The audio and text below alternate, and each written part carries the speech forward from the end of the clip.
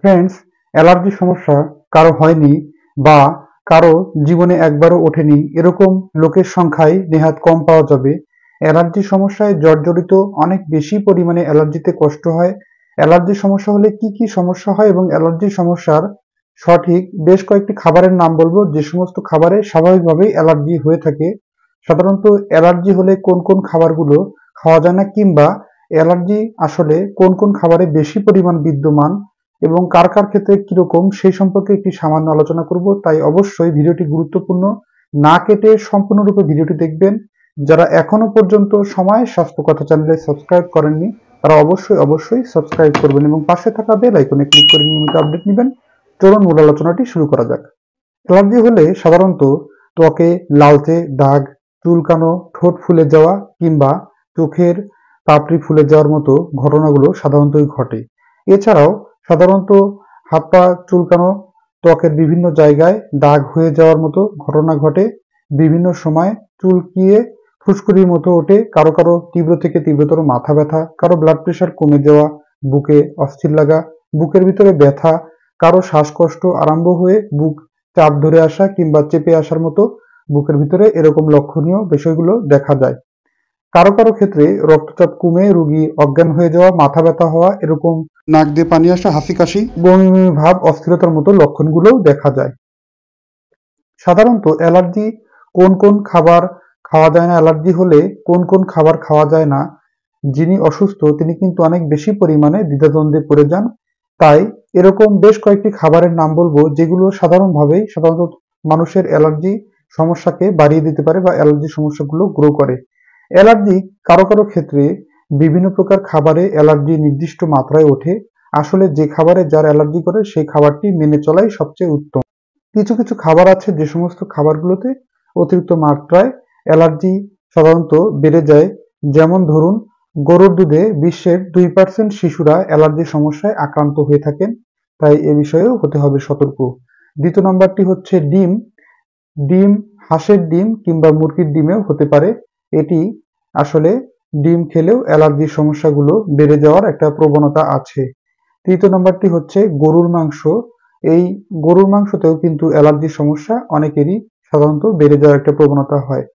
চতুর্থ নম্বরটি হচ্ছে শাকসবজির ভিতরে বেগুন এবং মিষ্টি কুমড়া। কারো কারো ক্ষেত্রে বেগুন এবং মিষ্টি কুমড়াতে বেশ খানিকটা অ্যালার্জি লক্ষ্য করা যায়।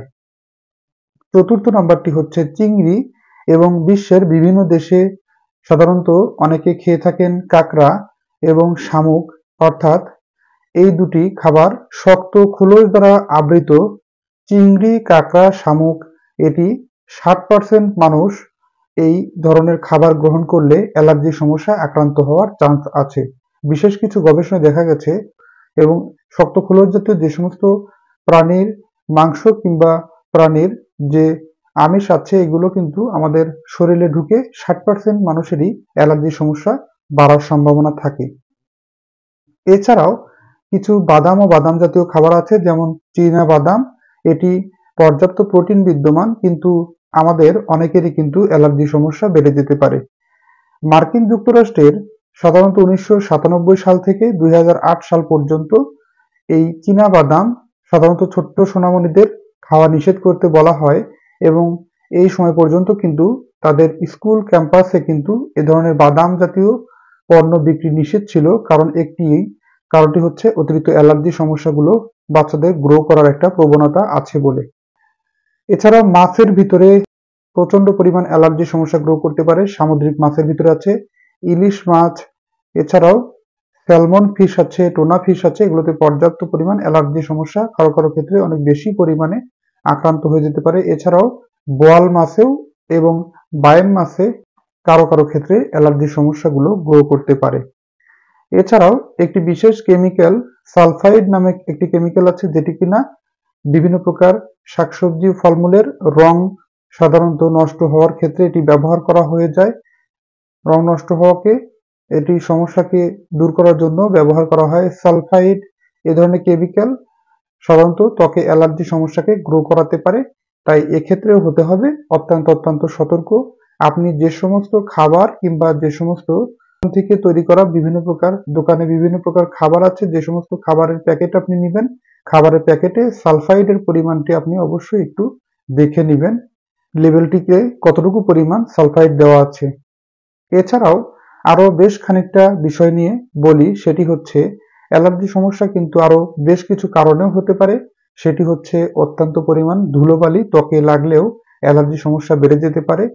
এছাড়াও বিভিন্ন প্রকার পাতা আছে, গাছের পাতা, কাঁটাযুক্ত পাতা, এই সমস্ত পাতাগুলো যেমন সিম গাছের পাতা, এছাড়াও বিভিন্ন প্রকার পাতা আছে, এগুলো খসখসে পাতাগুলো, এর অংশগুলো যদি অ্যালার্জি অধিকতর মাত্রায় যে রোগীর আছে, যার রক্তে অনেক বেশি পরিমাণ অ্যালার্জি আছে, এ ধরনের রোগীর ত্বকে যদি এ ধরনের পাতা কিংবা কোনো কিছু লাগে, বিভিন্ন পোকামাকড় এর গায়ের কাটা কিংবা পোকামাকড়ের কামড়ের কারণেও কিন্তু অ্যালার্জির সমস্যা অনেক অংশেই বেড়ে যেতে পারে। তাই সম্পূর্ণ বিষয়টি হতে হবে স্বাস্থ্য সচেতন ও সতর্ক। আর যে সমস্ত বিশেষ বিশেষ খাবারের নামগুলো বলেছি, এর পাশাপাশি কিছু উদ্ভিজ্জ ফসলের কিছু বিশেষ বিশেষ খাবার আছে, যেমন মসুর ডাল, এছাড়াও বিভিন্ন প্রকার পোল্ট্রি মুরগি আছে, যে সমস্ত মুরগিগুলো এবং মাছকে ফিড খাওয়ানো হয়, এরকম ক্ষেত্রেও অনেক সময় দেখা যায় অনেকের অ্যালার্জি সমস্যা গ্রো করে এ ধরনের খাবারগুলো গ্রহণ করলে। এর পাশাপাশি পুঁই শাক, সিম, এগুলো খেলেও কিন্তু অ্যালার্জি সমস্যা কারো কারো ক্ষেত্রে বেশি মাত্রায় দেখা যায়।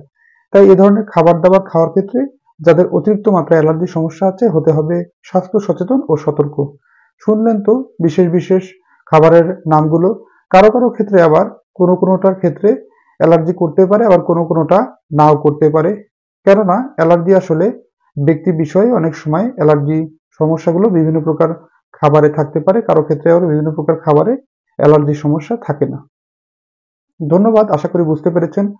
অনুষ্ঠানটিতে যদি ভালো লাগে তাহলে অবশ্যই আপনারা লাইক, কমেন্ট, শেয়ার এবং সাবস্ক্রাইব করতে ভুলবেন না। আল্লাহ হাফেজ।